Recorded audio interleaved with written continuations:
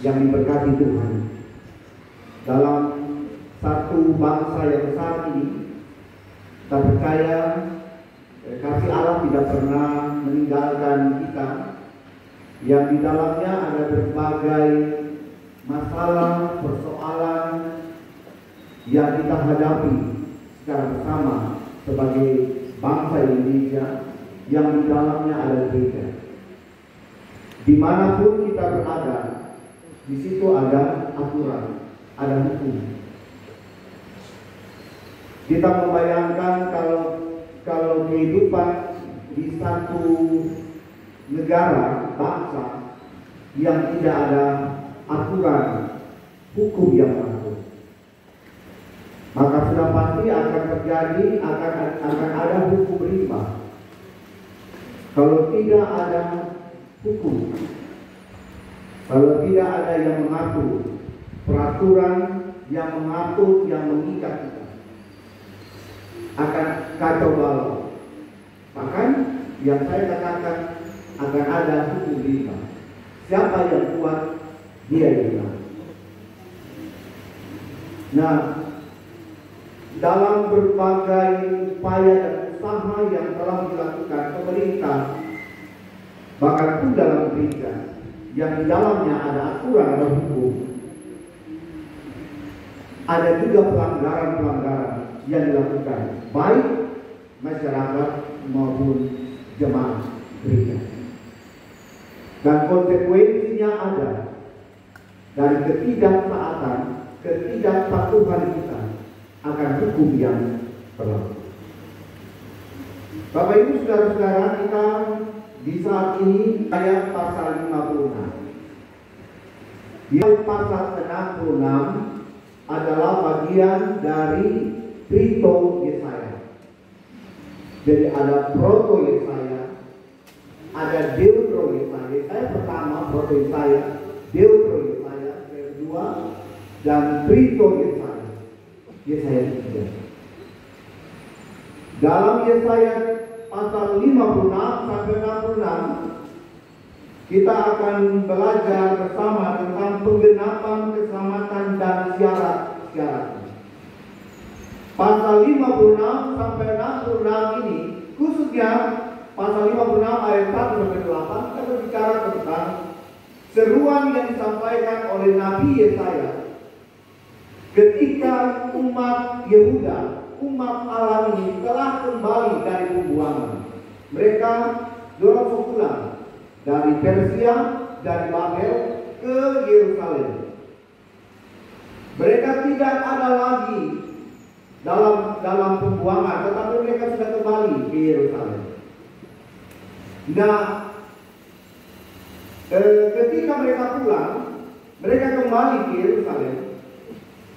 Bukan hanya mereka saja, bukan hanya umat Yehuda, tetapi sejarah mencatat bahwa ada orang lain yang turut bersama pada waktu pembuangan, dan mereka juga kembali ke Yerusalem membangun hidup bersama dengan umat Yehuda.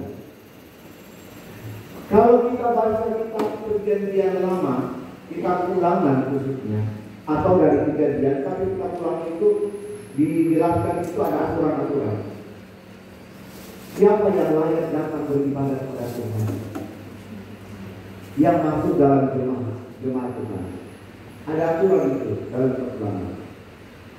Alkitab mencatat bahwa yang berhak datang di hadapan Tuhan adalah keturunan Abraham. Itu Alkitab tidak mencatat bahwa yang berani datang, yang berhak datang beribadah kepada Tuhan hanya keturunan Abraham. Lain dari itu tidak boleh. Itu dalam kitab Ulangan pertentangan aturan. Dan sudah demikian. Tetapi dari bacaan Yesaya ini, yang ketika kita mengikuti, kita baca, menyimak baik-baik bacaan ini, ada orang lain di situ. Ayat 3. Janganlah orang asing yang menggabungkan diri kepada Tuhan berkata, sudah tentu Tuhan hendak memisahkan aku daripada umatnya. Dan janganlah orang kebiri berkata, sesungguhnya aku ini pohon yang kering. Jadi ada dua kelompok masyarakat yang ada, yang turut serta, orang asing dan orang kebiri. Mereka bukan keturunan Abraham. Dari bacaan ini kita lihat recovery, perbaikan yang Tuhan buat. Perbaikan yang Tuhan buat, yang ada dalam kitab Ulangan itu diperbaiki. Mereka orang asing, orang kebiri boleh datang kepada Tuhan. Kitab Ulangan yang mengatakan ada keturunan Abraham yang berhak, tetapi dalam kitab Yesaya diperbaiki. Boleh mereka datang, tetapi syaratnya. Apa itu syarat? Ayatnya yang kedua. Berbahagialah orang yang melakukannya, dan anak manusia yang berpegang kepadanya, yang memelihara hari Sabat dan tidak menajiskannya, dan yang menadiri dari setiap perbuatan jahat. Itu boleh. Boleh orang datang beribadah kepada Tuhan. Orang asing, orang kebiri boleh datang. Tetapi syaratnya orang harus ikuti aturan. Orang harus memelihara salat. Tidak boleh melakukan kejahatan. Karena itu ada jaminan Tuhan bagi mereka. Orang kebiri dalam bahasa kamus bahasa Indonesia dimasukkan tidak mempunyai keturunan, dan itu dilakukan kalau kita membaca kitab Perjanjian Lama, dalam kitab-kitab Perjanjian sampai kitab Ulangan, bagaimana ada syarat untuk para pengawal ratu dalam satu istana, yang laki-laki itu harus berdiri. Ada hal-hal tertentu yang harus mereka bagaimana mereka harus jaga kehormatan di istana. Jangan sampai terjadi sesuatu. Karena itu berlaku bagi mereka. Dimasukkan tidak mempunyai keturunan, cacat disabilitas. Itu orang kebiri.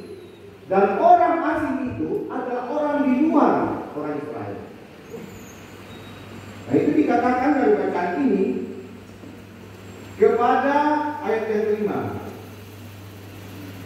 Kepada mereka akan kuberikan dalam rumahku dan di lingkungan tembok-tembok kediamanku suatu tanda peringatan dan nama.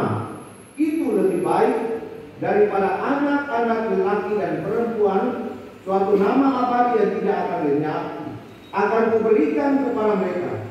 Dan orang-orang asing yang menggabungkan diri kepada Tuhan untuk melayani Dia, untuk mengasihi nama Tuhan, dan untuk menjadi hamba-hambanya, semuanya yang memelihara hari Sabat dan tidak menajiskannya, dan yang berpegang kepada perjanjianku, mereka akan kubawa ke gunungku yang kudus, dan akan kuberi kesukaan di rumah Tuhan. Itu jaminan Tuhan. Ketika mereka melakukan apa yang Tuhan mau, Tuhan kenal. Orang yang cacat, orang yang terpinggirkan, orang yang terhina, orang yang terkecil, orang yang bagi orang lain itu tidak punya apa-apa, ingat bagi di hadapan Tuhan, Tuhan sangat menghargai.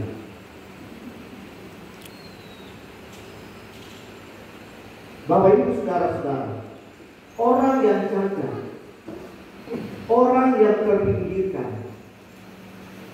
orang yang terhina, orang yang bagi kita tidak punya apa-apa, mungkin di mata manusia, tetapi Allah menjamin hidup mereka. Saudara-saudara, pertanyaan bagi kita, bagi saya dan Bapak Ibu saudara, sudahkah gereja ramah terhadap hal itu? Sudahkah gereja ramah terhadap apa yang dikatakan tadi? Gereja bukan fisik ini, tetapi saya dan Bapak Ibu. Kalau Tuhan demikian ramah, kalau Tuhan demikian dengan kasih-Nya memanggil mereka, mengambil mereka, orang-orang yang terpinggirkan, orang-orang yang terhina, disabilitas, maka kita pun harus demikian.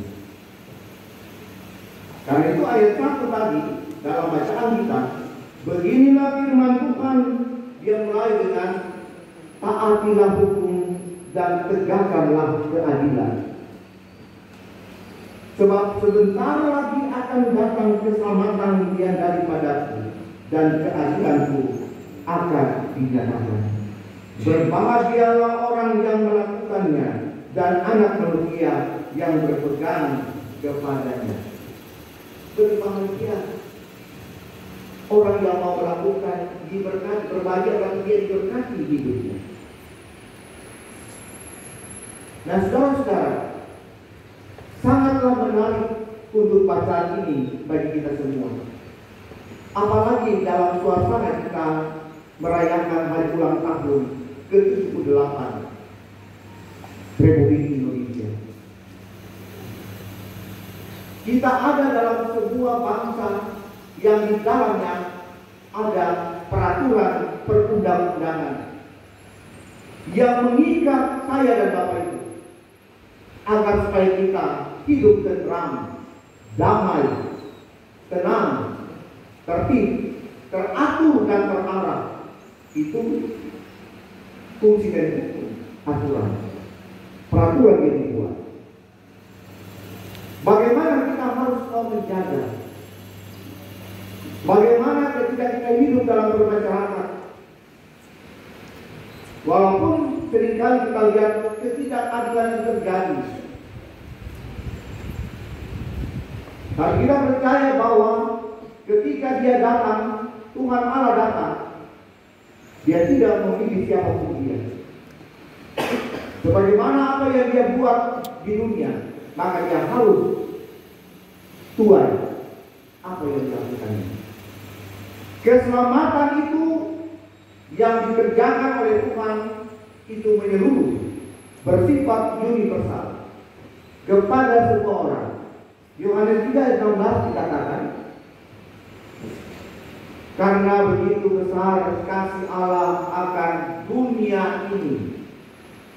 Itu berarti dia tidak bilang karena begitu besar kasih Allah akan gemis minum kendali, atau kasih Allah akan gemis atau gemini, atau agen, atau KJPN, atau jumpu. Kasih Allah akan dunia ini berarti Tuhan mengasihi semua orang, bukan satu kelompok, bukan hanya orang Kristen, tetapi dunia. Di dalamnya yang dikatakan tadi orang asing, orang sendiri. Yang terakhir, dia mau katakan, demikianlah firman Tuhan Allah yang menghimpun orang-orang Israel yang terbuang. Aku akan menghimpunkan orang kepadanya lagi sebagai tambahan kepada orang-orangnya yang telah terhimpun. Jadi Tuhan mengumpul ulang, kumpul kembali, termasuk di dalamnya orang asing dan orang sendiri. Orang-orang yang terpinggirkan itu, orang-orang yang mengalami kecacatan, berbagai aspek hidupnya.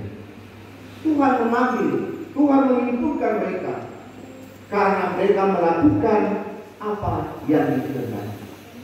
Saya kira juga konsekuensi dari ketika kita taat dan patuh pada aturan, kita akan menikmati hidup yang nyaman, hidup yang aman, hidup yang tentram, hidup yang damai. Karena itu ada aturan. Dimanapun kita berada, seruan, himbauan disampaikan oleh pemerintah dalam hal ini kepolisian dan berbagai aparat yang telah diberikan kepercayaan. Dari situ hari ini kita ada bersama dengan Kapolsek Maesa yang baru saja beberapa waktu yang lalu bilang di Serah Terima, dan semua karena anugerah Tuhan. Sementara Pak Kapolsek, Pak Ajun Komisaris Polisi, Pak Fani, Pak Marti, Sumardi SH akan menyampaikan himbauan itu bagi kita. Bagaimana kita mau menjaga itu aturan yang sudah dibuat, mendengarkan, walaupun seringkali terjadi suatu hal. Malahan kalau kita lihat itu perbuatan-perbuatan jahat itu dilakukan, apalagi tentang pembunuhan, jorok senegalia ini manusia atau binatang. Masing-masing kita melihat apa yang harus kita lakukan. Walaupun memang sangat pahit, sangat miris sekali ketika kita melihat hal itu. Bukan hanya kasus pembunuhan, banyak kasus di dalam orang Kristen ada pelaku-pelaku. Itu firman Tuhan mengajak kita semua dari bacaan ini, taatilah hukum dan tegakkanlah keadilan. Jadi aturan dan keadilan. Siapa yang melakukan hal yang baik diberkati Tuhan. Siapa yang tidak melakukan hal baik dan selalu melakukan kejahatan, maka hukuman itu akan menimpa dia. Kita bersama dalam satu persekutuan, belum menjadi satu jaminan ketika seseorang dengan semangat dia, dengan apa yang dia lakukan untuk menunjukkan bahwa dia adalah orang Kristen. Dengan hari-hari di gereja, hari-hari pergi ibadah, hari-hari dia tidur di gereja, dimanapun ada ibadah dia tinggi, belum tidak menjadi satu jaminan bagi dia bahwa dia akan memperoleh berkat. Kalau ketika dia datang ibadah cuma sekedar ibadah, menyanyi, berdoa, baca kitab, membaca kitab, dengar, tapi cuma sampai di tengah, tetapi tidak melakukannya, maka itu sama seperti orang di luar, orang yang percaya kepada Kristus. Sama dia, ketika dia hanya pergi ibadah tapi dia tidak melakukan, sama dengan orang yang tidak mengakui percaya kepada Kristus karena dia tidak melakukan firman. Karena dari bacaan kita sudah beberapa minggu yang lalu, itu firman itu tidak akan kembali ke langit, tidak akan kembali kepada Tuhan firman, tetapi itu kembali kepada kita, membangun pribadi, menjadi kita menjadi pribadi yang lebih baik, yang taat akan hukum aturan yang ada, yang mampu untuk membangun relasi hubungan baik di antara kita. Itu makna firman Tuhan yang selalu kita dengarkan. Sebab kalau cuma itu hanya didengar dan tidak melakukan, maka itu sama seperti dalam kitab Matius, dia bilang usia pada kaki di pagi. Sesuatu hal yang bagus itu cuma lewat saja. Tapi saya percaya kita semua akan memaknai itu, dan itu akan mengubah pola pikir kita semakin lebih baik, menjadi pribadi-pribadi sebagai murid Kristus yang dapat memancarkan kasih-Nya bagi semua orang. Tuhan memberkati kita.